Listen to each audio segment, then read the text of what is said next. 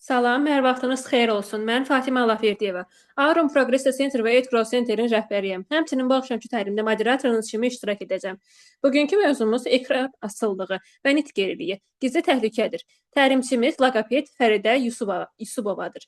Təlimimiz rəsmi sertifikatlıdır. Təlimlər rəsmi sertifikat əldə etmək üçün elandakı əlaqə nömrəsinə yazmanız kifayətdir, yaxud da ki, şərh bölməsində indi yazdığım nömrəyə. Təlimimiz hal-hazırda rekord olunur və gün ərzində yaxud sabah mərkəzimizin Telegram kanalında paylaşılacaq. Qrupu izləmədə qalın. Necəsiz Fəridə xanım? Yaxşıyam, çox sağ olun. Hər birinizi salamlayıram. Qoşulduğunuz üçün sizə, dəvətiniz üçün isə Fatimə xanıma təşəkkür edirəm. Təlimə keçək. Bəli, əlbəttə söz sizdədir. Sağ olun. Bugünkü təlimimizin mövzusu ekran asılılığı və nitq geriliyi, yəni gizli təhlükədir. Bu, müasir dövrün ən aktual və eyni zamanda ən çox göz ardı edilən problemlərdən biridir. Bugünkü mövzumuz ilk baxışda bizim hamımıza çox tanışdır. Telefon, planşet, televizor, bunlar artıq həyatımızın ayrılmaz hissəsinə çevrilib. Amma gəlin biz biraz səmimi olaq. Yəni biz böyüklər belə bəzən telefondan ayrı qala bilmiriksə, sizcə uşaqlar nə üçün, sizcə uşaqlar üçün bu problem nə qədər problemlidir? Bugün biz birlikdə ekran asıllığının nə olduğunu, uşağın nitq inkişafına necə təsir etdiyini, hansı əlamətlərin təhlükə siqnalı olduğunu və ən əsası isə bunun qarşısını necə ala biləcəyimizi müzakirə eləyəcəyik. Sizcə bu gün bir uşaq gün ərzində neçə saat telefon, planşet və yaxud da televizor qarşısında vaxt keçirir? Əksər valideynlər deyirlər ki, çox yox, sadəcə sakit olsun deyə telefonu uşağa verirəm. Amma məhz bu sadəcə dediyimiz vərdiş zamanla uşağın inkişafına müəyyən qədər mənfi təsir göstərir. Siz təsəvvür eləyin ki, 2 yaşlı bir uşaq var. O yemək yemir, ağlayır. Valideyn isə çarəsiz qalıb neyniyir? Məcbur uşağa telefon verir. Və uşaq dərhal sakitləşir, ağlamağı kəsir. Həmin dəqiqə yeməyini yeməyə başlayır. Valideyn düşünür ki, nə yaxşı problem həll oldu. Telefonu uşağa verdim, artıq ağlamır, yeməyini yeməyə başladı. Amma əslində problem elə həmin anda başlayır. Biz çox vaxt nəticəni görürük, amma səbəbi görmürük. Bu gün isə biz səbəblərə baxacağıq. Ekran asılılığı dedikdə biz uşağın telefon, planşet və yaxud da digər rəqəmsal cihazlara həddindən artıq bağlı olmasını nəzərə tuturuq. Və bu sadəcə istifadə etmək deyil, artıq davranış modelinə çevrilmiş bir haldır. Belə uşaqlar yəqin gündəlik həyatda rastlaşırsınız, ekransız şəkildə sakitləşə bilmirlər. Yemək yemək üçün mütləq telefona ehtiyac duyurlar. Cihaz əlindən alınanda isə artıq uşaqlar bizə qarşı aqressiv reaksiya göstərməyə çalışırlar. Və o belə uşaqların həm də real oyunlara maraq göstərmirlər. Bu vəziyyətin arxasında isə duran əsas səbəb mexanizmin beyində dopamin adlı maddənin artmasıdır. Yəni uşaq ekran vasitəsilə tez və asan şəkildə həzz alır və nəticədə isə real həyat ona artıq maraqsız görünməyə başlayır. Artıq daha çox ekrana, telefona, televizora və yaxud da planşetə maraq göstərir. 0-6 yaş dövrü arası uşağın beynin inkişafı üçün ən kritik mərhələdir. Yəni bu dövrdə sinir əlaqələri sürətlə formalaşır, dil və ünsiyyət bacarıqları inkişaf eləyir, sosial reaksiyalar öyrənilir. Amma ekran qarşısında uşaq vaxt keçirdikdə isə artıq bu proses getdikcə passivləşir. Və uşaq aktiv ünsiyyət qurmaq üçün, necə deyim, qarşılıqlı ünsiyyət nəticəsində aktiv ünsiyyət qurmalıdır. Ətrafındakı insanlar danışmalıdır. Yəni aktiv ünsiyyət əvəzinə artıq uşaq sadəcə telefona baxır və oradan nə isə öyrəndiyini düşünür. Amma əslində burada nitq fəaliyyəti baş vermir. Nitq geriliyi nədir? Nitq geriliyi isə uşağın yaşına uyğun olmayan danışıq bacarıqlarından geri qalmasıdır. Məsələn, 1 yaşında olan uşaq artıq sadə sözlər deməlidir. Bildiyimiz kimi 1 yaşında uşağın lüğət ehtiyatı hardasa 10-15 dənə sözdən ibarət olur. 2 yaşında uşaq artıq sadə 2 sözlü ifadələr qurmalıdır. 3 yaşında isə sadə cümlələrlə danışmağa başlamalıdır. Əgər bu mərhələlər gecikirsə və yaxud da ümumiyyətlə müşahidə olunmursa, bu artıq bizim üçün çox ciddi bir siqnaldır. Ekranın nitqə təsirindən danışaq. Ekranın nitqə təsiri çox şaxəlidir. Birincisi, bu passiv öyrənməyə səbəb olur. Çünki uşaq danışmır, sadəcə baxır. Yəni burada ünsiyyət inkişaf eləmir. İkincisi, uşaqda artıq ünsiyyət çatışmazlığı yaranır. Halbuki nitq qarşılıqlı prosesdir. Canlı ünsiyyət vasitəsilə yaranır. Canlı ünsiyyət tələb eləyir. Üçüncüsü, sürətli və rəngarəng görüntülər. Bunlar uşağın diqqətini çox dağınıq hala salır. Uşaq artıq diqqətini bir yerə toplaya bilmir. Fikri ancaq telefonda qalır. Dördüncüsü isə real insan səsini deyil, telefonda süni və mexaniki səsləri eşidir. Bu da uşaqda səs təqlidini zəiflədir. Yəni uşaqlar ətrafındakı insanların dediklərini təqlid etdikdə onların nitqi ən azından müəyyən qədər inkişaf eləmiş olur. Amma telefondakı səsləri eşidirlər, bu artıq onların səs təqlidini daha da zəiflədir. Və valideynlər üçün ən vacib məqamlardan biri də bu əlamətləri vaxtında fərq eləməkdir. Əgər uşaq az danışırsa, sözləri təkrarlamırsa, adına reaksiya vermirsə, göz kontaktı zəifdirsə, jest və mimikadan az istifadə eləyirsə, bu daha çox ekrana yönəlibdirsə, bu artıq bizim üçün diqqət yetirməli olduğumuz bir vəziyyətdir. Və biz praktikada tez-tez belə insanlarla rastlaşırıq ki, valideyn deyir ki, mənim uşağım çox ağıllıdır, telefonda hər şeyi bilir, telefondakı hər şeydən başı çıxır. Amma real həyatda isə bu uşaq danışmır, ünsiyyət qurmur, hətta özünü ifadə eləməyi belə bacarmır. Bu əslində kənardan uşağın hər şeyi bilmiş kimi göstərsə də, bu yalançı inkişaf adlanır. Bəzən valideynlər ekran istifadəsi və yaxud da nitq gecikməsi olan halları autizmlə qarşılaşdırırlar.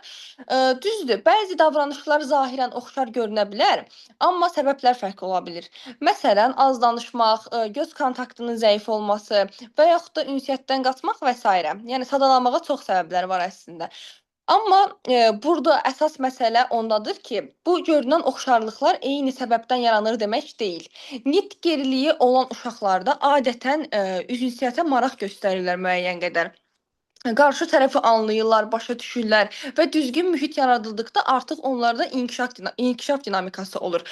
Amma autizm spektr pozuntusunda isə sosial ünsiyyətin keyfiyyətində daha dərin və davamlı fərqliliklər müşahidə olunur və buna görə də ən vacib məqam öz-özünə nəticə çıxarmaq yox, uşağın ümumi inkişafını bütöv şəkildə qiymətləndirməkdir. Dəqiq diaqnoz və düzgün yönləndirmə üçün mütləq mütəxəssisə müraciət olunmalıdır. Və beynəlxalq tövsiyələrə əsasən 0-2 yaş aralığında olan uşaqlara ümumiyyətlə telefon, ekran verilməməlidir. 0-2 yaş arası olan dövrdə uşaqlar ümumiyyətlə ekrandan uzaq durmalıdırlar. 2-5 yaş arası isə gün ərzində maksimum 1 saat, amma o da ancaq valideyn nəzarəti ilə uşaqlar telefona baxmalıdırlar. Amma biz reallıqda zaten görürük ki, bu müddət həqiqətən də çox aşılır. İndi demək olar ki, bütün uşaqların əlində telefon var və gün ərzində neçə saatını telefonda keçirirlər. İndi 0-6 yaş arası dövrə baxaq. Bu dövrdə uşağın beyni sözün əsl mənasında formalaşır. Uşağın hər eşitdiyi söz, hər gördüyü mimika, hər ünsiyyət onun beynində iz qoyur. Amma burada çox vacib bir məqam var. Uşaq yalnız aktiv ünsiyyət zamanı inkişaf eləyir. Ekran isə bu prosesi passivləşdirir. Uşaq baxır, amma danışmır. Eşidir, amma cavab vermir. Görür, amma reaksiya göstərmir. Bu artıq bizə nitq inkişafının ləngiliyini göstərir. Burada çox vacib bir fərqi qeyd eləmək istəyirəm. Bəzən valideynlər deyirlər ki, mənim uşağım ən azından telefonda gördüyü sözləri təkrarlayır. Bəli, uşaq telefonda gördüyü sözləri təkrarlaya bilər. Amma bu ünsiyyət deyil. Bu ünsiyyət sayılmır. Bu sadəcə imitasiyadır. İmitasiya da yəni təqlid deməkdir. Nitq isə yalnız qarşılıqlı ünsiyyət zamanı formalaşır. Burada biraz dayanaq və düşünək. Uşaq danışmağı hardan öyrənir? Kitabdan yox, telefondan yox, təbii ki, insandan öyrənir. Məsələn, ana ilə dialoqdan, ata ilə oyundan, ətraf mühitlə ünsiyyətdən öyrənir. Ekran isə bu prosesi əvəz eləyir və nəticədə isə uşaq valideynlə ünsiyyət qurmaq əvəzinə telefona baxır. Valideyn də bunu rahatlıq kimi qəbul eləyir. Amma bu çox yanlış yanaşmadır. Çünki uzun müddətdə bu rahatlıq artıq bizim üçün böyük təhlükəyə, problemə çevrilə bilər. Çox vaxt valideynlər uşağa gətirəndə deyirlər ki, danışmır, amma hər şeyi başa düşür. Yəni bu ən çox istifadə olunan ifadədir. Əslində bu çox təhlükəli cümlədir. Çünki valideyn problemi artıq gec fərq eləyir. Uşaq başa düşə bilər, amma özünü ifadə eləmirsə, danışmırsa, bu artıq nitq geriliyi hesab olunur. Başqa bir vəziyyət isə odur ki, valideyn deyir ki, mən uşağın əlindən telefonu alsam, uşaq ağlayar. Ona görə də uşağa telefon verməyə məcburam. Amma bu məcburiyyət deyil. Bu artıq vərdişdir və bu vərdişi dəyişmək mümkündür. İndi isə keçək vacib hissəyə. Bəs biz belə vəziyyətdə nə etməliyik? Əvvəlcə biz bunu qəbul eləməliyik ki, burada bir problem var. Sonra isə addım-addım onun həll yollarına keçməliyik. Əgər uşaq telefona çox öyrəşibdirsə, telefona baxmağı vərdiş halına alıbdırsa, yəni ekranı birdən-birə kəsmək bizim üçün çox çətin ola bilər. Buna görə də telefonun ekran məhdudiyyətini mərhələli şəkildə azaltmaq lazımdır. Məsələn, əvvəlcə yemək zamanı ekrana baxmamaqla başlamaq olar. Uşaq yemək yediyi zaman ona telefon verməsək daha yaxşıdır. Daha sonra isə bura alternativ fəaliyyətlər əlavə eləmək lazımdır. Məsələn, uşaq boş olanda, artıq başqa bir fəaliyyət tapmır deyə telefona yönəlir və buna görə də biz uşağa məsələn oyun oynaya bilərik, uşağa kitab oxuya bilərik, rəsm çəkə bilərik və yaxud da açıq havada gəzdirə bilərik. Yəni bu kimi fəaliyyətlər uşağın inkişafı üçün çox vacibdir, müsbət təsir edir. Və ən əsası burada valideyn iştirakı və ünsiyyətidir. Bu çox vacib bir məqamdır həqiqətən də. Uşaqla danışmaq lazımdır, ona suallar vermək lazımdır və verdiyimiz suala uşağın cavab verməsini gözləmək lazımdır. Onunla birlikdə oyun oynamaq, bunların hamısı uşağın nitq inkişafının əsasını təşkil eləyir. Və burada vacib bir məqamla vurğulamaq istəyirəm. Uşağa danış demək kifayət deyil. Onun danışması üçün vacib bir mühit yaratmaq lazımdır. Loqoped və psixoloq da bu prosesdə mühüm rol oynayır. Erkən müdaxilə nə qədər tez olsa, nəticədə bir o qədər effektiv olur. Ekran texnologiyadır və biz onu tamamilə həyatımızdan çıxara bilmərik. Amma onun istifadəsini idarə eləyə bilərik. Uşağa verilən ən böyük hədiyyə telefon deyil. Uşağa verilən ən böyük hədiyyə diqqətdir, sevgidir, ünsiyyətdir. Mən indi loqoped və psixoloqun burada ayrı-ayrı rollarından danışmaq istəyirəm. Deməli, loqoped haqqında danışsaq, loqoped sadəcə uşağa söz öyrədən biri deyil. Loqoped uşağın nitq inkişafını qiymətləndirən, problemin səbəbini müəyyən eləyən və ona uyğun fərdi proqram hazırlayan mütəxəssisdir. Loqoped hər uşağın fərdi xüsusiyyətləri nəzərə alır, uşağın nitq səviyyəsini analiz eləyir, səs tələffüzünü yoxlayır, daha sonra lüğət ehtiyatını qiymətləndirir və ən əsası ünsiyyət bacarıqlarını müşahidə eləyir. Daha sonra isə artıq uşağa uyğun məşqlər, oyunlar və metodlar tətbiq eləyir. Amma burada çox vacib bir məqam var. Loqoped yalnız uşaqla işləmir. Uşaqla işləməklə yanaşı, o həm də valideynlə işləyir. Çünki uşaq günün çox hissəsini mütəxəssislərdən çox evdə valideynlərlə keçirir və buna görə də əsas inkişaf mühiti ailə hesab olunur. Psixoloqun rolundan danışsaq, psixoloqun rolu da burada çox vacibdir. Çünki bəzən nitq geriliyin arxasında müəyyən səbəblər dayanır. Məsələn, emosional və yaxud da davranış problemləri dayanır. Və psixoloq belə halda uşağın emosional vəziyyətini qiymətləndirir, diqqət və davranış problemlərini analiz eləyir, valideyn və uşaq münasibətlərini müşahidə eləyir. Bu çox vacib bir məqamdır, diqqət etməli olduğumuz. Daha sonra uşağa sosial adaptasiyanı dəstəkləyir. Və ümumiyyətlə bütün mütəxəssislər, istər loqoped, istər psixoloq, bunlar hamısı valideynlərə dəstək olmalıdırlar. Onların düzgün yanaşmasını, onları düzgün istiqamətə yönəltməlidirlər və unutmayaq ki, uşaq yalnız nitq baxımından yox, bütöv bir şəxsiyyət kimi inkişaf eləyir. İndi isə maraq doğuran bir hissəyə keçək. Valideynlər nə etməlidir?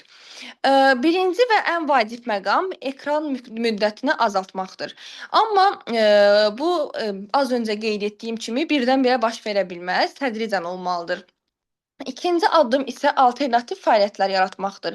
Məsələn, uşaq boş qalanda avtomatik olaraq telefona yönəlir, telefona baxmaq istəyir. Buna görə də valideyn uşaqla mütləq oyun oynamalıdır, kitab oxumalıdır, şəkil çəkməlidir, açıq havada vaxt keçirməlidir. Bunların hamısı çox vacibdir. Daha sonra üçüncü addım aktiv ünsiyyətdir. Uşaqla danışmaq, ona suallar vermək, verdiyimiz sualların cavabını gözləmək və onun dediklərini genişləndirmək lazımdır. Dördüncü addım ekranı mükafat kimi istifadə etməməkdir. İndi çox valideynlər məsələn uşağa deyirlər ki, dərslərini yaxşı oxusan, sənə telefon verəcəm. Uşaq artıq telefonu mükafat kimi görür, amma bu çox yanlış yanaşmadır. Çünki bu uşağın ekrana olan asılılığını daha da gücləndirir. Beşinci və ən vacib addım isə nümunə olmaqdır. Necə nümunə olmaq? Yəni əgər valideyn özü daim telefondadırsa, Məncə artıq olar. Çünki dərsi çox sevirəm. zəhmət olmasa səsi kameranı bağlayarsınız. Ne olacak o da Ayşem'de? Səsi kameranı bağlayın zəhmət olmasa. Beşinci addım isə nümunə olmaqdır. Yəni əgər valideyn özü daim telefondadırsa, uşaqdan da fərqli davranış gözləməyi çox çətindir. Və problemin həlli üçün ən vacibi sistemli yanaşmadır. Əvvəlcə vəziyyət mütəxəssislər və həmçinin valideyn tərəfindən qiymətləndirilməlidir. Daha sonra isə planlı şəkildə müdaxilə olunmalıdır. Ekran istifadəsi tənzimlənməlidir. Ünsiyyət uşaqla artırılmalıdır. Oyun və sosial fəaliyyətlər genişləndirilməlidir. Əgər ehtiyac varsa, loqoped və psixoloqa da müraciət olunmalıdır. Onlarla paralel işləmək ən effektli nəticəni verir bizə.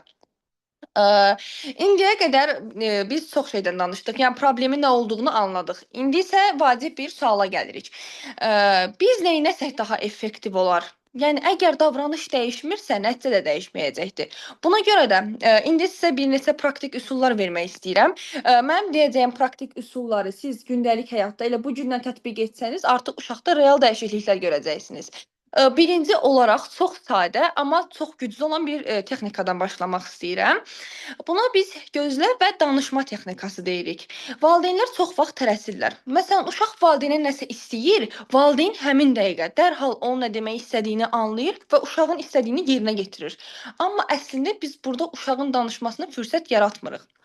Buna görə də çalışın ki, uşaq sizdən nəyisə istəyəndə siz ona dərhal reaksiya verməyəsiniz. Həmin saniyə istədiyini verməyəsiniz. Bir neçə saniyə gözləyin.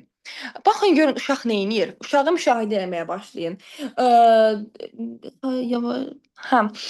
Yavaş danışım bir dəqiqə. Onda yenidən başlayın praktikaya, praktik hissələrə. İstəsəniz bunu qrupa da göndərərəm. Birinci dediyim texnika gözlə və danışma texnikası.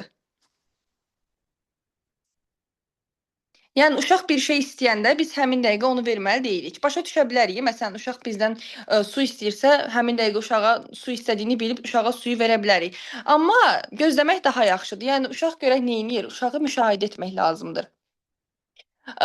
Siz əgər uşağı həmin an müşahidə etsəniz, bir neçə saniyə gözləsəniz, görəsiniz ki, həmin vaxt uşaq ya sizə baxacaqdır, ya səs çıxardacaq və yaxud da ki, istədiyi şeyi sizə jestlə göstərməyə başlayacaqdır. Baxın, elə nitq də məhz elə o anda başlayır. Tamam, qrupa ataram onda. Sizin rolunuz isə bu cəhdi sözə çevirməkdir. Tez-tez danışıram ki, sonra sualları cevablamağa da vaxt çatsın. Qaranlıq qalan nəsə olsa yaza bilərsiniz. Deməli, burada sizin rolunuz nədir? Sizin rolunuz bu cəhdi sözə çevirməkdir. Məsələn, uşaq sizdən su istəyirsə, deyə bilərsiniz, su istəyirsən və yaxud da top istəyirsən, bu uşağa çox vacib bir mesaj verir. Yəni, uşaq artıq avtomatik olaraq beynində düşünür ki, danışmaq işə yarayır. Yəni, mən danışaraq öz istəklərimi ifadə edə bilirəm. İkinci deyəcəyim metod hansıdır? Öz-özünə danışmaq metodundan istifadə edə bilərsiniz. Bu da çox sadə görünür, amma təsiri həqiqətən də çox böyükdür. Yəni uşaqla oynayarkən sadəcə oynamaqla kifayətlənməyin. Nə istədiyinizi sözlə ifadə eləyin. Məsələn, uşaqla topla oynayırsa deyin, məsələn, mən topu götürdüm, indi maşın gedir, qapını açdım və s.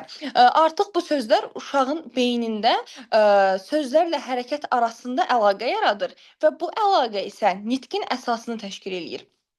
Üçüncü vacib üsulu qeyd eləmək istəyirəm. Üçüncü vacib üsul və deyərdim ki, ən effektlisi genişləndirmə texnikasıdır. Uşaq sizə bir söz deyirsə, siz onu genişləndirməlisiniz. Məsələn, uşaq su istəyir, deyir su. Siz məsələn ona həmin dəqiqə suyu verməyin. Deyin ki, su istəyirsən artıq uşaq avtomatik olaraq sizə cavab verməyə çalışacaq. Çünki cavab verməyə məcburdur. Məsələn, uşaq top deyirsə, siz deyin, bax, bu qırmızı topdur. Artıq topun rəngindən danışın, məlumat verin. Yəni bu üsul əsasən uşağın lüğət ehtiyatını daha da artırır, cümlə qurmaq bacarığını daha da inkişaf etdirir. Ən vacib qaydalardan biri də budur ki, səssiz oyun yoxdur. Yəni əgər uşaq oynayırsa, orada səs olmalıdır. Uşaq tək oynasa belə, siz onun yaxınlaşın, ona qoşulun, oyunu səsləndirin, səsli formaya çevirin.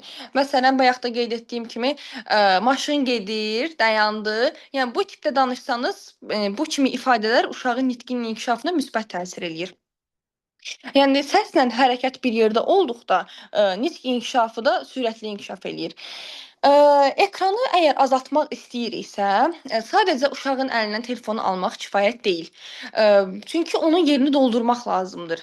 Bunun üçün isə ssenari oyunlar da çox effektlidir. Ssenari oyunlarından da istifadə edə bilərsiniz.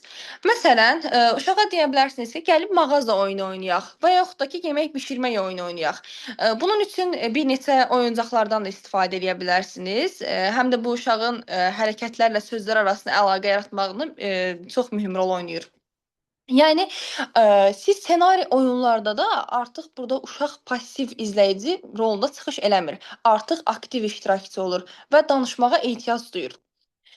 Nitqin ən əsas komponentlərindən biri də göz kontaktıdır. Uşaqlarla danışanda onunla göz kontaktı qurmaq lazımdır. Gözünə baxmaq və adını çəkmək çox vacibdir. Yəni bu artıq birbaşa uşağın beyninə siqnal verir ki, ünsiyyət başlayır. Mən artıq diqqətimi ora yönəltməliyəm.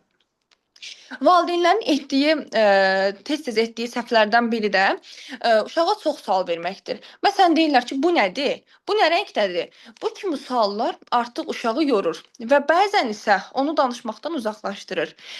Bunun əvəzinə isə uşağa model göstərmək daha effektlidir. Məsələn, topu göstərib deyə bilərsiniz ki, bu topdur. Bax, səndədir. Bu topdur. Yəni bu tip izahlar uşağın inkişafı üçün daha yaxşıdır. Həm də uşaq bezmədən qulaq asır. Uşağı danışmağa təşviq etməyin daha bir yolu var. Bu yol da həqiqətən çox effektivdir. Uşağa seçim vermək lazımdır. Məsələn, uşağa soruşmaq olar ki, alma istəyirsən yoxsa banan? Yəni bu kimi suallar artıq uşağa suala cavab verməyə sövq eləyir. Artıq uşaq cavab verməyə başlayır. Yəni bu çox sadə, amma çox güclü bir texnikadır həqiqətən də. Və nəhayət gündəlik ritual danışıq çox vacibdir. Məsələn, geyinərkən, yemək yeyərkən və yaxud da ki, yatmazdan əvvəl eyni sözlər. Zəhmət olmaz səs bağlayarsınız. Geyinərkən, yemək yeyərkən, yatmazdan əvvəl eyni sözləri, eyni ifadələri təkrar etmək artıq uşağın beynində dil və strukturları daha da möhkəmləndirir. Biz bu gün daha çox ekranın risklərindən danışdıq, amma vacib bir məqamı da unutmayaq ki, texnologiya düzgün istifadə olunduqda uşaqlar üçün faydalı ola bilər. Yəni sadəcə mənfi təsirləri yoxdur. Bununla yanaşı müsbət təsirləri də ola bilər. Məsələn, uşağın yaşına uyğun qısa və öyrədici məzmunlar uşağın söz ehtiyatını artırmağa kömək olur. Artıq uşaq rəngləri, formaları və yeni anlayışları öyrənməyə başlayır. Bu ona kömək olur. Həmçinin musiqi və ritm əsaslı proqramlarda uşağın diqqət və eşitmə yaddaşını inkişaf etdirə bilər. Yəni uşaq oradan tez-tez aydın nitqdə olan hər hansı bir videonu izləsə, burdan da müəyyən qədər nəsə öyrənə bilər. Əgər ekran valideynlə birlikdə izlənilir və daha sonra bu artıq real ünsiyyətlə möhkəmləndirilirsə, bu zaman o inkişafı dəstəkləyən bir vasitəyə çevrilə bilər. Yəni texnologiya bizə düşmən deyil, sadəcə düzgün idarə olunmalı bir alətdir. Sonda isə bir fikri vurğulamaq istəyirəm, xüsusilə uşaq danışmağı sadəcə öyrənmir. Uşaq danışmağa ehtiyac duyanda danışır. Təlim bu qədər, danışdıqlarım bura qədər. Bir də sizə real həyatda gördüyüm bir hadisəni danışmaq istəyərəm. Bir dəfə avtobusda gedəndə yanımda bir ana var idi. Yanında da təxminən 3 yaşında bir uşaq.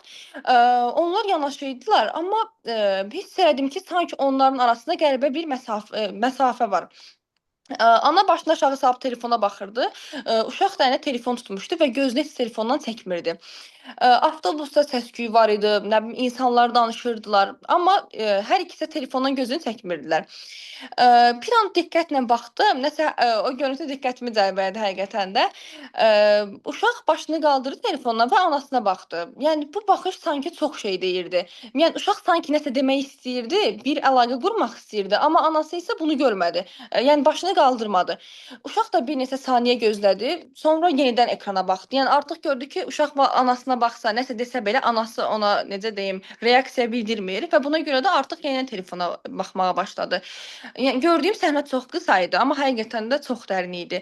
Yəni çünki hər şey elə o anda baş verdi. Yəni uşaq sanki həmin an ünsiyyət qurmaq istədi, amma burada qarşılıq tapmadı. Və biz bunu bəzən fərq eləmirik. Düşünürük ki, uşaq sakitdir, öz halındadır. Daha sonra nə bilim heç kimdən narahatçılıq törətmir. Amma əslində o danışmağa cəhd eləyir. Sadəcə cavab tapa bilməyəndə, cavab ala bilməyəndə artıq uşaq geri çəkilir məcbur. Və bu hal təkrarlandıqda artıq cəhd etməyə də səy göstərmir uşaq. Artıq cəhd etməyi dayandırır. Yəni baxın, nitq geriliyi də bəzən belə başlayır. Yəni sözlər birdən-birə yox olmur. Sadəcə həmin uşaq o sözləri istifadə edəcək bir mühit tapa bilmir. Bildiyi sözləri deyə biləcək bir mühit tapa bilmir. Çünki uşaq danışmaq üçün təkcə söz bilməlidir. Yox, uşağın danışmaq üçün səbəbi olmalıdır. Əgər onu dinləyən yoxdursa, ona cavab verən yoxdursa, bu zaman uşaq niyə danışsın ki? İndi suallarınız varsa qeyd edə bilərsiniz, cavablandırım.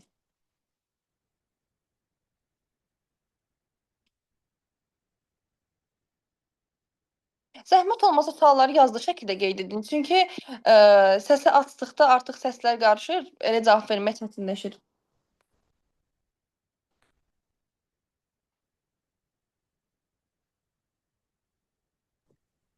Salam, axşamınız xeyir olsun. Salam. Belə bir sual vermək istəyərdim. Buyurun. Çox gözəl mövzuya önəm vermisiniz və gözəl səlis şəkildə bunu bizə çatdırdınız. Çox sağ olun Fərdə xanım. Siz sağ Bir olun. də demək istəyirdim, belə bir sualım var idi ki, məsələn, danışıqla, ekran asılılığı ilə uşaqların qlobal problemlərindən biridir də. Bu az yaşlılar Bəli. çox, hətta yuxarı yaşlı uşaqların Bəli, da bir problemidir ki, qarşısını bəzi valideynlər ala bilmirlər. Qaldı ki, danışmaq, sosiallaşmaq, ünsiyyət bu uşaqların yetkin yaş dövründə də, ərgənlik dövründə, yetkin dövründə də bu elə bir böhran bir dövr keçirəndə də özünə qapanıqlıq, az danışmaq, sosiallıqdan, yəni sosiallaşmamaq, kanallaşmaq. bəli, bu problem olur. Bəs belə bir laqoped kimi, yəni biz valideynlərə, müəllimələrə, deyək, yuxarı siniflə, hər halda burada da bir çox yuxarı sinifə dərs deyən bəlkə də müəllimələr də var. Biz bu uşaqların danışıq qabiliyyətini, ən çox bu problemlər rayon və kəndlərdə olur. Ləhcə, şivə əsaslı da problemlər yarana bilir.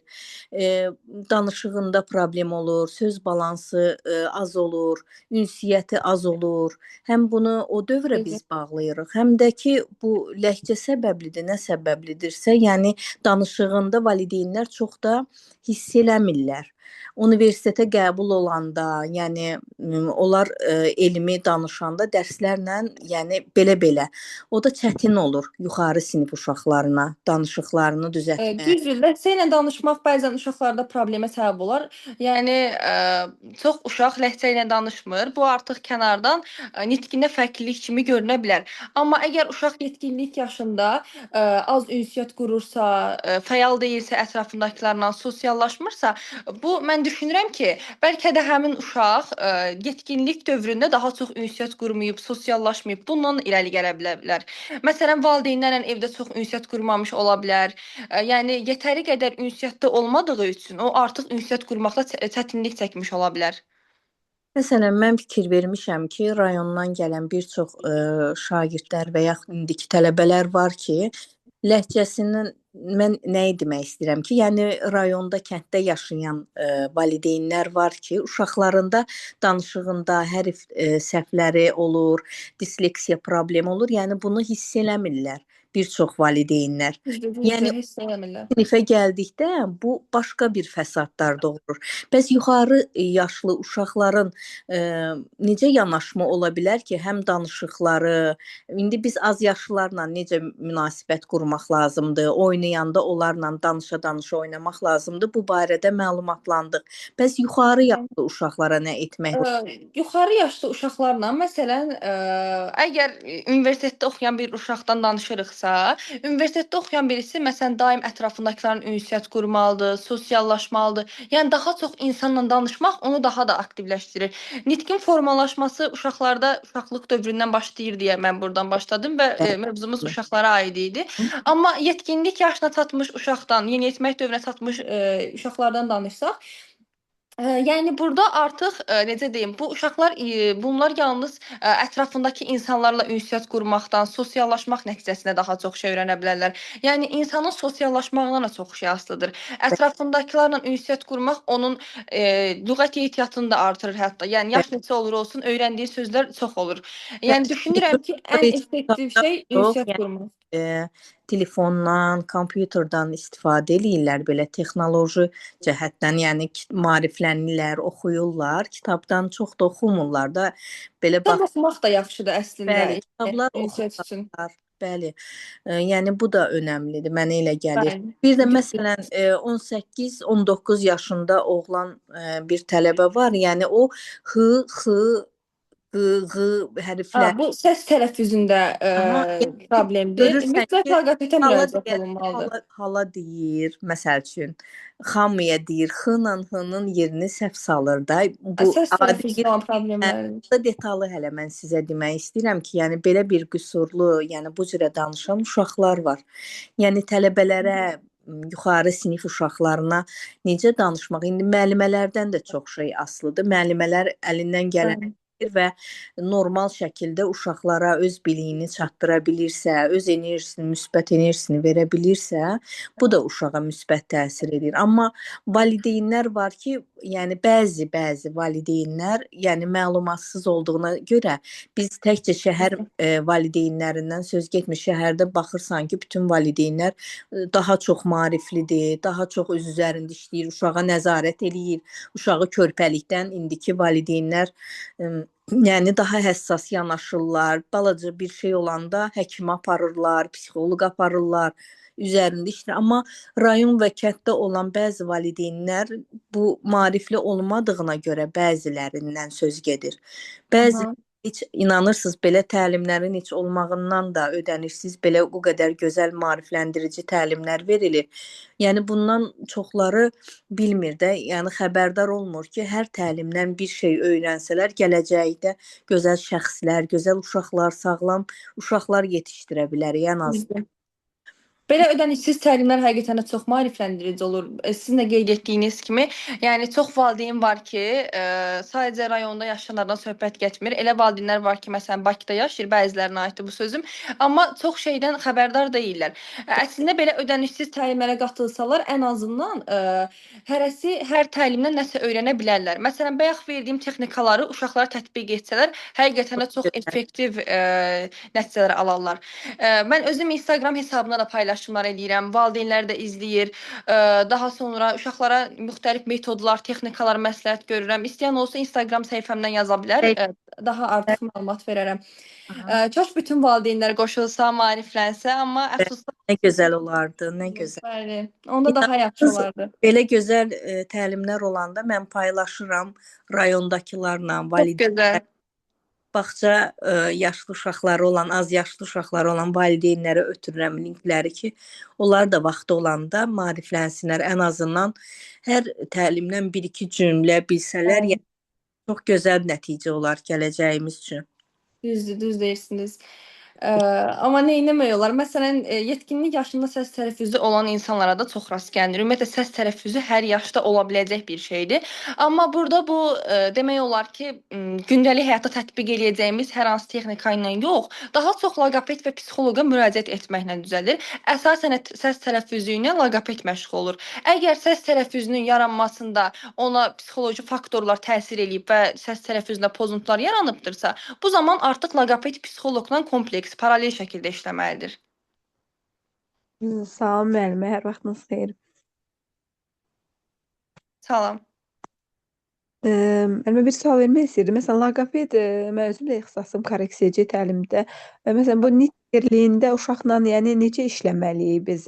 Məsələn, dizdə telefonu uzaqlaşdırırıq, valideynə bunu məsləhət görürük. Bəs özümüz hansı materiallardan istifadə edirik? Uşaqla daha çox necə məşğul oluruq və nə qədər müddət məşğul olmalıyıq? Uşaqla bilirsiniz necə hər uşağa fərdi yanaşma tətbiq olunmalıdır. Çünki hər uşağın inkişaf səviyyəsi fərqli şəkildə inkişaf eləyir. Hər uşağın da fərdi xüsusiyyətləri nəzərə alınmalıdır.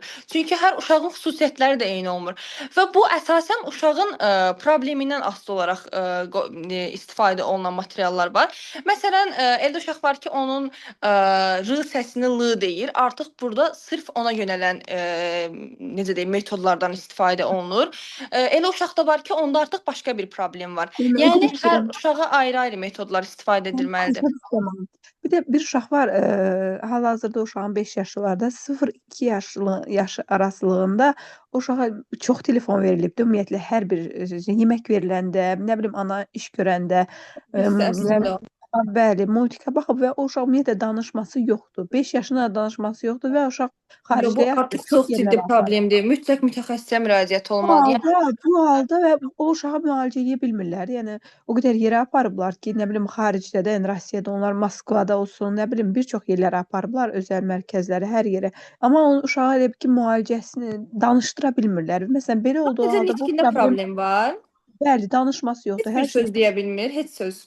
Yox, belə səslər çıxarır. Baba, nə bilim belə dədə, belə də adi belə. Əslində onlar babıldama dövründə olur normalda. Əgər heç bir söz demirsə, burada yəni bir mütəxəssisə müraciət etməyiniz vacibdir. Nəticə almamısınızsa, bəlkə getdiyiniz mərkəzdən asılı ola bilər bu.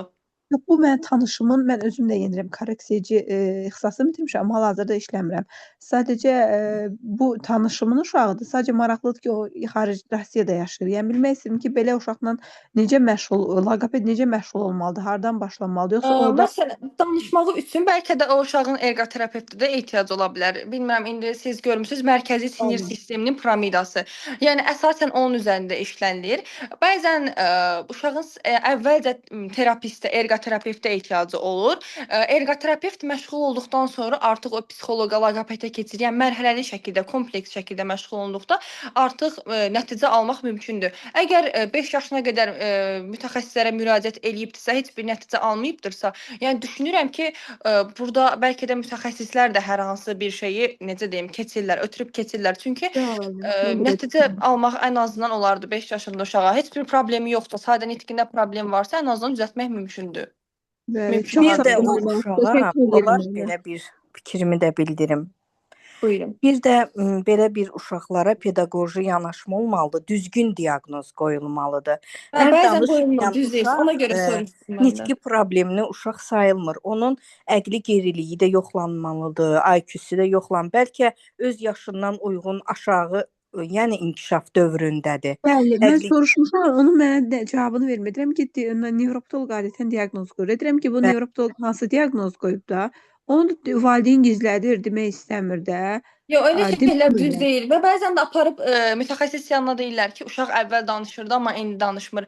Yəni əslində burada yalan danışmağa, yalan məlumat verməyə ehtiyac yoxdur. Yəni bir problemi düzgün şəkildə bildirməlisiniz ki, artıq mütəxəssis ona uyğun çıxış yolu tapsın. qoyulmalıdır ki, ona uyğun yanaşmalar olsun. Bəli. Bəlkə uşaqda elə psixoloji, əqli gerilik var. Məsəl üçün, Bunu deməkdən utanmaq lazım deyil. Yəni uşağın problemini bildirmək lazımdır ki, ona uyğun çıxış yolu qoyulsun. Amma bəzən valideynlər heç vaxt buna əməl eləmirlər. Ona görə də artıq belə problemin üz-üzə qalırlar. İndi xanım qeyd etdi ki, uşağın 5 yaşı var, danışmır. Mən ona görə soruşdum ki, yalnız uşaqda nitq problemi var. Yəni bəlkə başqa problemi də var. Amma dedi yoxdur. Bəlkə də başqa problemi ola bilər. Sadəcə bunu gizlətmiş ola bilərlər. Yəni tək o valideyn yox, ümumiyyətlə çox valideyn belə eləyir. Bəli, eynən. Yəni gizlətmək çıxış yolu deyil. Bəli. Mən sual vermək istirdim. Buyurun. Salam, axşamınız xeyir olsun. Çox sağ olun təlim üçün. Həqiqətən çox maarifləndirici bir təlimdir. Bir autizmli uşaq valideyni olaraq bildirirəm sizə ki, çox şeylər öyrəndim sizdən. Sizdən bir şey soruşmaq istəyirəm. Evladım 10 yaşındadır, nitq var, hətta orta məktəbə də gedir. Əlavə səsləri var. Əlavə səsləri aradan necə qaldırmaq olar?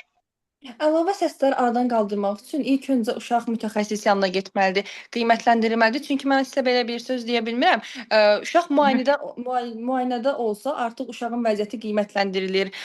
Hansı problemlər aşkar olduğuna baxılır və daha sonra onun nəticəsində uşağa fərdi tədris planı tətbiq olunur və onun nəticəsində uşaq artıq müəyyən qədər irəliləyişlərə səbəb olur.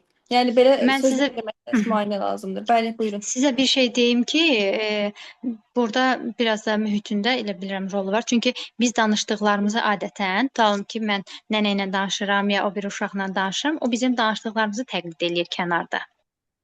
Bəli, Bizdən eşitdiklərini, amma bu təqlidin sözünüzü də kəsdim, üzr istəyirəm. buyurun. Amma bu təqlidin əsasən qavranılan formada olması daha yaxşıdır. Çünki bəzən elə uşaqlar var ki, baxırsınız ki, kənardakılar nə danışırsa onun dediyini təqlid etməyə başlayır, imitasiya eləyir, yəni təqlid eləyir. Bəli. Amma onun mənasını başa düşmür. Sadəcə təqlid eləyir.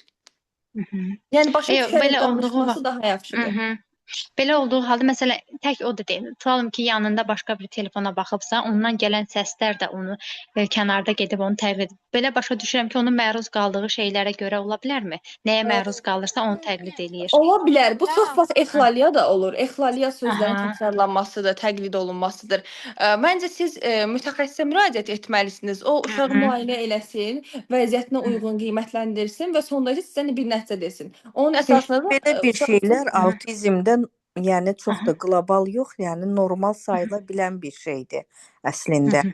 Yəni o ki, əgər o pedaqoji yanaşmalar olubsa, belə uşaqlara, pedaqoq yanında əgər təlim keçirsə az yaşında, görürsüz ona abaterapiyası eləyirlər belə bir uşaqlara. Bəli, uzun müddət məşğul olur. Sözü müəllim, pedaqoq təkrarlayır.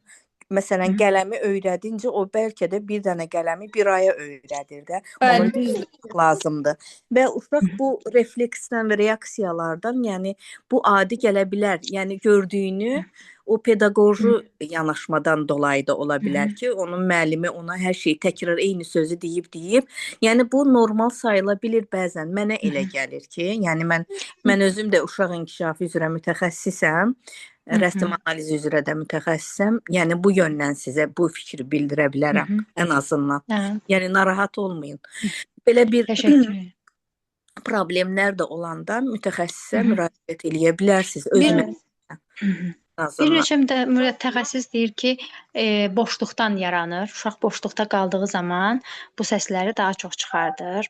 Müəyyən başqa biri deyir ki, nəyə məruz qalırsa uşaq, ona görə də onları təqlid eləyir. Yalnız təqlid eləyir, başqa heç danışmır. Məsələn, təqlid bilirsiniz necə? Tutalım ki, yanında başqa biri telefona baxıb, heç özü baxmayıb.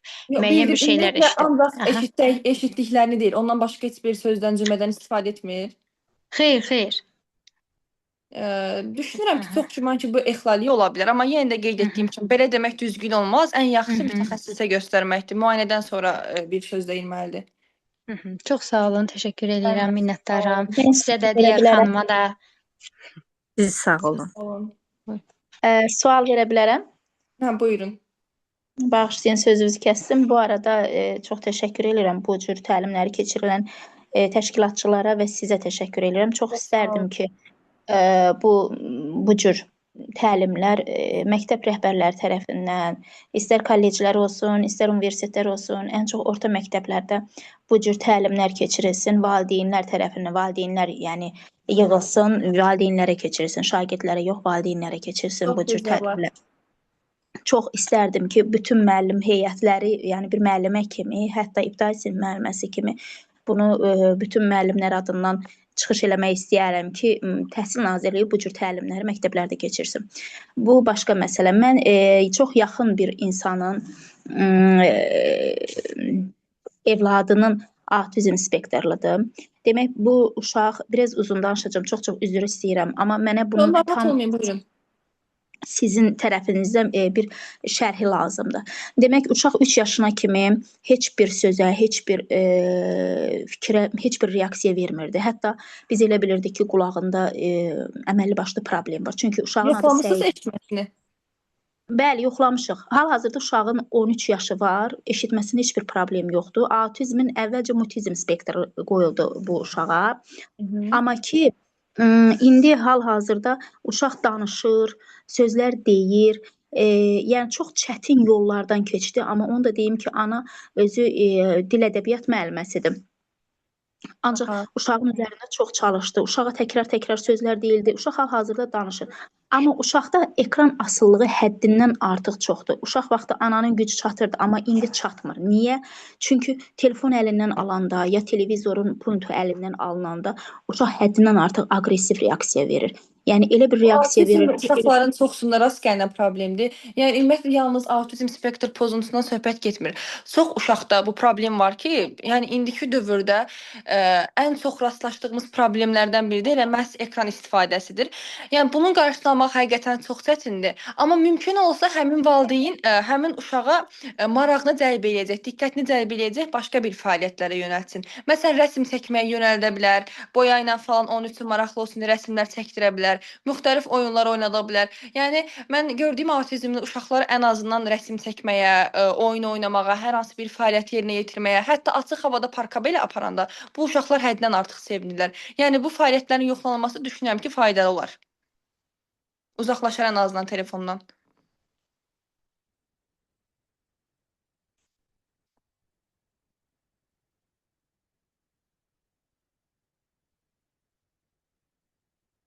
Sizin səsiniz getdi.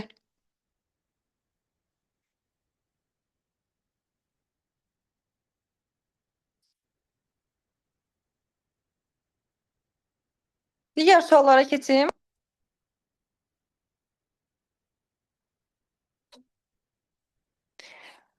İndi yazılanları cavablayıram. Bir nəfər yazıbdı ki, uşaq niyə danışmaq istəmir? Bu uşağın danışmaq istəməməsi çox zaman uşağın istəməməsindən yox, onun ehtiyac və motivasiyasının formalaşmamasından qaynaqlanır. Yəni əgər uşaq öz istəklərini, jest, baxış və yaxud da ekran vasitəsilə asanlıqla əldə eləyirsə, artıq bu danışmağa ehtiyac hiss etmir. Və bəzən də ətraf mühitdə kifayət qədər verbal ünsiyyət olunmur, yəni sözlü ünsiyyət olunmur və uşaq dilin funksional olduğunu, yəni artıq biz bu uşaq təcrübədə görmür. Yəni kifayət qədər verbal ünsiyyət yoxdur. Yəni danışıq onun üçün nəticə verməyən bir davranış kimi qalır. Yəni digər tərəfdən də bəzi uşaqlar özünü ifadə etmə çətinliyi və yaxud da ki, gecikmiş nitq inkişafı da burada mühüm rol oynaya bilər. Buna görə də burada əsas yanaşma uşağın danışmağa ehtiyac duyacağı ünsiyyət mühiti yaratmaqdır. Tanışım deyir ki, uşaq telefonsuz yemək yemir. Bu az öncə qeyd etdiyim kimi ən aktual problemlərdən biridir. Daha çox bu problemə rast gəlinir. Deməli, bu vəziyyət çox vaxt vərdişləşmiş davranış kimi formalaşır. Yəni uşaq yeməyi ekranla əlaqələndirir. Telefon burada diqqəti yayındırır və uşaq yeməyi dərhal qəbul eləyir. Amma bu sağlam qidalanma və ünsiyyət vərdişinin inkişafına kömək etmir. Əksinə ona mənfi təsir eləyir. Zamanla uşaq yemək yeməyi yalnız telefon varsa qəbul etməyə başlayır və bu davranış artıq uşaqda asılılığa çevrilə bilər, asıllıq vəziyyətinə ala bilər. Yəni problem yeməkdə yox, yemək probleminin necə təşkil olunmasındadır. Bu vəziyyəti dəyişmək üçün isə ekranı birdən-birə kəsmək lazım deyil. Yəni tədricən azaltmaq lazımdır. Yemək vaxtını ünsiyyətə çevirmək məncə ən effektiv üsuldur. Yəni uşaq yeməyi diqqət və söhbət mühiti ilə birlikdə öyrənməlidir. Uşaq adını çağıranda baxmır. Yəni uşağın adına reaksiyası yoxdur. Uşağı çağıranda reaksiya verməməsi diqqətə alınmalı bir vəziyyətdir. Çünki bu həm diqqətin yönəlməsi, həm də sosial ünsiyyət bacarığı ilə bağlıdır. Bəzən bu sadəcə uşağın fokusunun çox güclü fəaliyyətə yönəlməsi ilə əlaqə ola bilər. Amma əgər bu vəziyyət, bu hal çox tez-tez təkrarlanırsa, bu zaman sosial əlaqə və eşitmə dil inkişafı baxımından dəyərləndirilməyə çox vacibdir. Çünki ad çağırışına artıq reaksiya vermək ünsiyyətin ilkin mərhələlərindən biri hesab olunur. Əgər belə vəziyyətdə uşağın diqqətini cəlb edən real, canlı ünsiyyətin artırılması və yaxud da ekran təsirinin azaldılması çox vacibdir. Ekran autizm xəstəliyi yaradır. Autizm spektr pozuntusu xəstəlik kimi yox, neyroinkişaf xüsusiyyəti kimi qəbul olunur və bu əsasən genetik və bioloji faktorlarla əlaqəlidir. Yəni ekran autizmin yaratdığı fikri elmi olaraq təsdiqlənmiş bir yanaşma deyil. Yəni bu səbəbdən də autizmə bənzər davranışlar, uşaq danışmır deyə bu artıq autizmə bənzər davranışlar kimi qəbul olunur, belə görünə bilər. Amma ekran autizm yaradır fikri yanlışdır. Bu elmdə artıq sübut olunmayıbdır. Yəni ekran autizmin yaranmağına səbəb deyil. Amma bəzi hallarda isə mövcud inkişaf çətinliklərini daha da üzə çıxarda bilər və daha da gücləndirə bilər. Buna görə də burada əsas yanaşma diaqnoz qoymaq deyil, uşağın inkişafını düzgün qiymətləndirmək və uşağa balanslı mühit yaratmaqdır. Uşaq gec danışırsa mütləq problem var.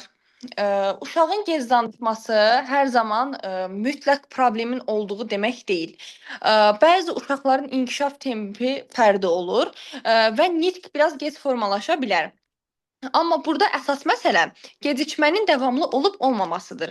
Əgər uşaq zamanla söz ehtiyatını artırır, ünsiyyətə qoşulur və irəliləyiş göstərirsə, bu daha çox fərdi inkişaf xüsusiyyəti kimi qiymətləndirilə bilər. Yəni ən azından o uşaqda müəyyən qədər inkişaf var, danışmağa başlayır. Lakin nitqdə artıq irəliləyiş yoxdursa və uşaq uzun müddət sadə sözlərdən kənara çıxmırsa, yalnız sadə sözlərdən, ifadələrdən istifadə eləyirsə, məncə bu zaman mütəxəssis tərəfindən dəyərləndirilməsi vacibdir. Yəni əsas yanaşma sadəcə yaşa baxmaq yox, inkişaf dinamikasını izləmək lazımdır. Uşaq jestlərlə danışır. Uşağın jestlərlə ünsiyyət qurması onun kommunikasiya ehtiyacının olduğunu göstərir və bu əslində müsbət bir başlanğıcdır. Yəni uşaq danışmasa belə ətrafla əlaqə yaratmağa çalışır. Ən azından əlaqə yaratmaq istəyir. Amma jestlər nitqin əvəzi deyil. Yəni onun ilkin mərhələsi kimi qiymətləndirilir. Əgər uşaq uzun müddət yalnız jestlərlə kifayətlənirsə və sözlü ifadəyə keçid olmursa, bu zaman nitq inkişafında müəyyən qədər gecikmə ola bilər. Və belə hallarda isə məqsədimiz uşağın jestlərini sözlərlə dəstəkləməkdir, sözlərlə əvəz etməkdir və verbal ifadəyə yönəltməkdir. Yəni göstərmək mərhələsindən demək mərhələsinə keçid təmin edilməlidir. Uşaq sözləri niyə həmişə təkrarlayır? Bayaq xanım da bu haqqda sual soruşdu. Uşağın sözləri təkrarlaması çox vaxt valideynləri narahat eləyir. Amma bu valideynləri narahat etsə də hər zaman problem demək deyil. Amma burada yaşa da fikir vermək lazımdır.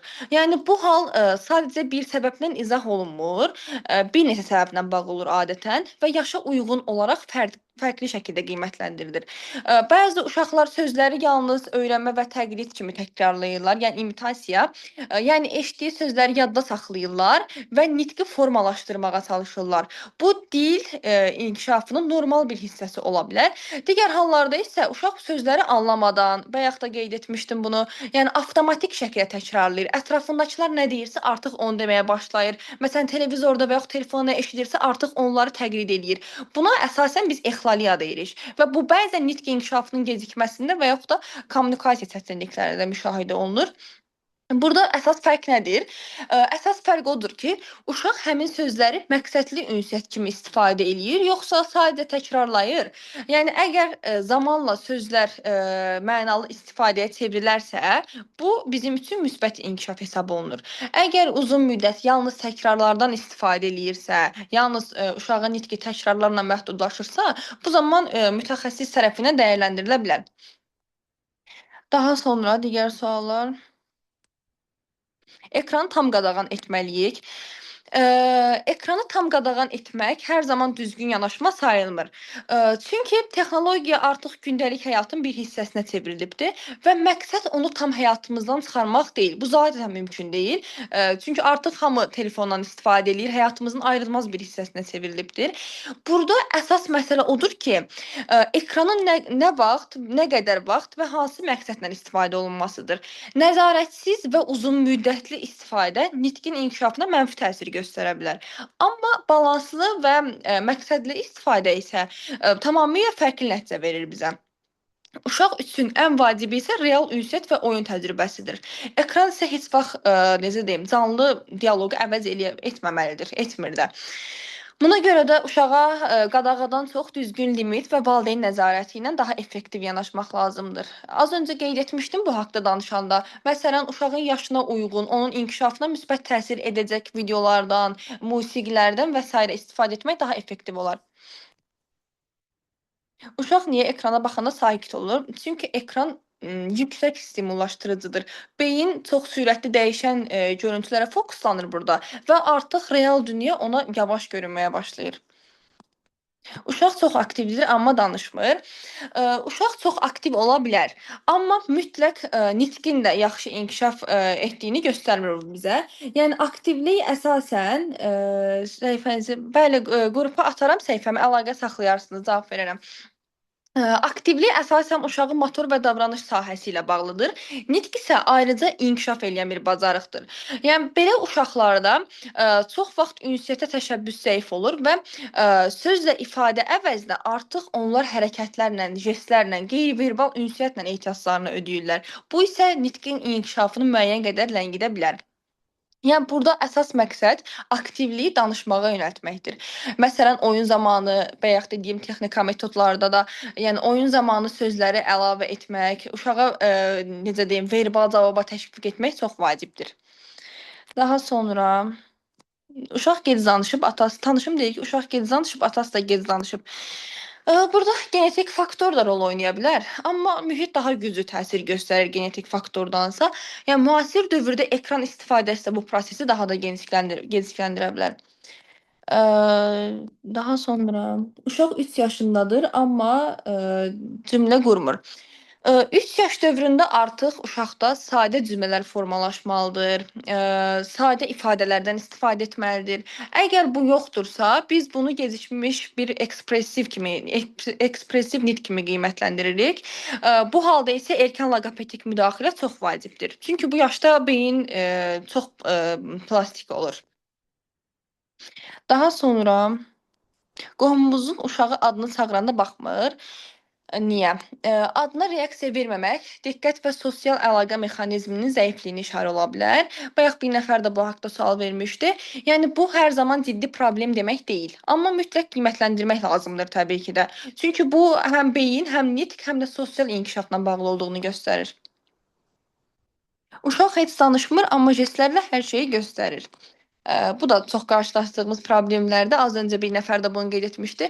Yəni bu vəziyyət bizə nəyi göstərir? Bu vəziyyət bizə onu göstərir ki, uşaqda ünsiyyət ehtiyacı var, ünsiyyət qurmaq istəyir. Amma uşağın nitq inkişafı geri qalıbdı deyə, artıq bu jestlər kommunikasiya formasıdır da, bu onun əvəzi deyil amma.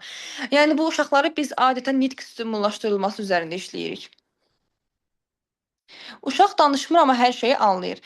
Bu vəziyyət valideynlər arasında çox rast gəlinir və adətən valideynlərin işlətdiyi bir ifadə var. Başa düşür, amma danışmır. Yəni bu kimi ifadə eləyirlər.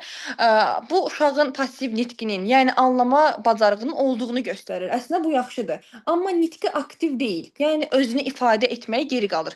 Belə hallarda isə bu tez-tez ekspressiv nitq gecikməsi deyilir. Yəni uşaq əslində dili anlayır, amma onu istifadə etmək üçün kifayət qədər stimul almır və yaxud da ki buna ehtiyac duymur. Yəni məsələn, uşağın istədiyi bir şeyi artıq jestlə və yaxud da baxışla əldə eləyirsə, danışmağa motivasiyası azalır. Yəni bu vəziyyət gözlənilməz deyil. Amma diqqətsiz də buraxılmamalıdır. Yəni əsas məqsəd burada nədir? Əsas məqsəd odur ki, uşağın anladığını sözlə ifadə etməsinə biz burada uyğun şərait, mühit yaratmalıyıq. Bunun üçün də aktiv ünsiyyət, modelləşdirmə və yaxud da düzgün yönləndirmə çox vacibdir. Yəni bu ekspressiv nitq gecikməsini işarədir. Yəni anlayış var, amma ifadə yoxdur. Nə qədər ekran vaxtı normaldır? Burada yaş çox önəmlidir. Yaş faktoru mühüm rol oynayır. Bayaq da qeyd etdiyim kimi beynəlxalq təsnifata əsasən 0-2 yaş aralığında ümumiyyətlə uşaqlara ekran tövsiyə olunmur. Çünki bu dövr beynin inkişafının çox kritik mərhələsidir. 2-5 yaş arasında isə gün ərzində maksimum 1 saat. Amma mütləq valideyn nəzarəti olmalıdır. Valideyn uşağa telefona baxdığında nəzarət etməlidir. Amma əsas məsələ vaxtdan da çox, yəni ekranın uşağın həyatında hansı rol tutmasından asılıdır. Daha sonra uşaq telefonla sakitləşirsə bu yaxşı deyilmi? Qısa müddətdə bu valideyn üçün rahatlıq yaradır. Fikirləşirkən uşaq nə yaxşı rahat durubdu. Yəni heç bir narahatçılıq törətmir. Amma uşaq artıq uzun müddətli telefona baxdıqda bu artıq davranış asıllığını formalaşdırır. Uşaq artıq emosiyalarını tənzimləməyi öyrənmir. Çünki bunu ekran yerinə yetirir. Canlı ünsiyyət əvəzinə daha çox ekranda vaxt keçirir və nəticədə isə uşaq real həyatda səbr etməyi və ünsiyyətdə sakitləşməyi öyrənmir. Uşağın az söz istifadə etməyi də pisdir. Bəli, uşağın az söz istifadə etməsi müəyyən hallarda bizə narahatlıq yarada bilər. Çünki bu lüğət ehtiyatını zəif inkişaf etdiyini göstərə bilər və nitq geriliyinin ilkin əlamətlərindən biri sayılır. Burada xüsusən də 2-3 yaş dövründə uşaq artıq aktiv şəkildə sözlərdən istifadə etməlidir. Sadə ifadələr qurmalıdır. Əgər uşaq yalnız burada bir neçə sözlə kifayətlənirsə, yeni sözlər onun lüğətinə əlavə olunmursa, bu zaman diqqətli olmaq çox vacibdir. Amma bu sadəcə burada bir problem kimi yox, inkişafın tempi kimi də qiymətləndirmək vacibdir. Çünki bəzi uşaqlar fərdi olaraq, yəni bir qədər gec inkişaf eləyə bilər. Lakin burada əsas məsələ inkişafın, irəliləyişin olub-olmamasındadır. Əgər zaman keçdikcə uşağın nitqində söz sayı artırsa, bu artıq müsbət bir haldır. Ən vacibi isə burada mühitdir. Uşaq nə qədər çox ünsiyyət görsə və yaxud da eşidərsə, bir o qədər də danışmağa başlayır. Ona görə də valideynlərlə aktiv danışıq, valideynlərin uşağı stimullaşdırılması, dəstəklənməsi, çox ünsiyyət qurması bura çox həlledici rol oynayır. Uşaq telefonda hər şey deyir, amma real həyatda danışmır. Niyə? Əslində bu çox önəmli bir fərqdir. Çünki ekranda uşaq gördüklərini təkrar eləyir, amma ünsiyyət qurmur. Yəni burada qarşılıqlı dialoq yoxdur. Nitq isə qarşılıqlı, canlı ünsiyyət zamanı inkişaf eləyir. Uşaq ekranda öyrəndiklərini real həyata transfer eləyə bilmir. Çünki orada sosial reaksiya, göz kontaktı və yaxud da emosional əlaqə yoxdur. Buna görə də biz bunu passiv nitq adlandırırıq. Tanışımın 2 yaşlı uşağı heç danışmır, amma hər şeyi başa düşür. Bu normaldır. Əslində bu çox tez-tez rast gəlinən bir vəziyyətdir. Başa düşmək uşağın passiv nitq bacarığının olduğuna işarətdir. Yəni uşaq dili anlayır, amma nitqin əsas hissəsi ifadədir. Yəni 2 yaşda artıq uşaqlarda sadə sözlər və 2 sözlü ifadələr formalaşır. Əgər bu yoxdursa, formalaşmayıbsa, biz bunu sadəcə gec danışır kimi qiymətləndirməməliyik. İnkişaf dinamikasını izləmək lazım olan bir vəziyyətdir. Yəni bu uşaqlarla mütləq erkən müdaxilə çox vacibdir.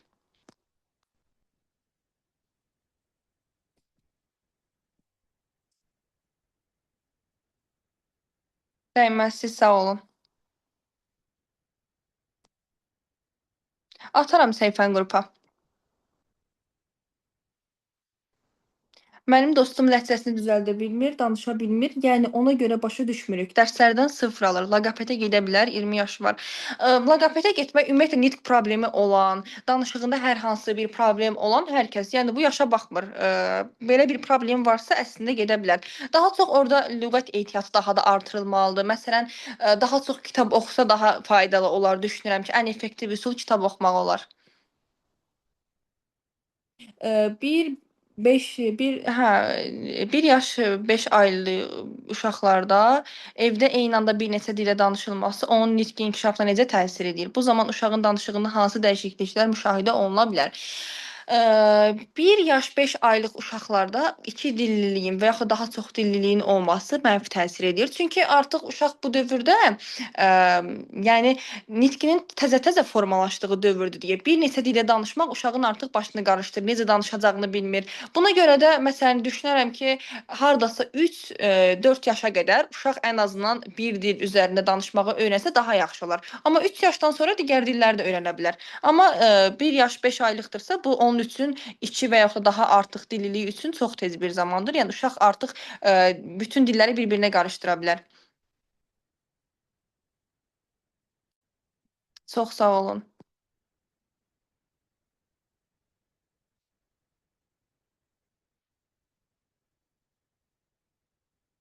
Bizim vaxtımız əslində bitibdi. Digər suallarınızı istəyirsinizsə səhifəmi yazarsınız, oradan cavablandıraram. Səhifəni qrupa ataram.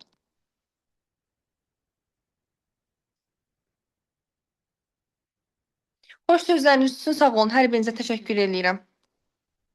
Sağ olun. Görüşmək üzrə. Dəvətimizi qəbul etdiyinizə görə sizə minnətdarlığımızı bildiririk Fərdə xanım. Bu xoş təlimi keçdiyinizə görə.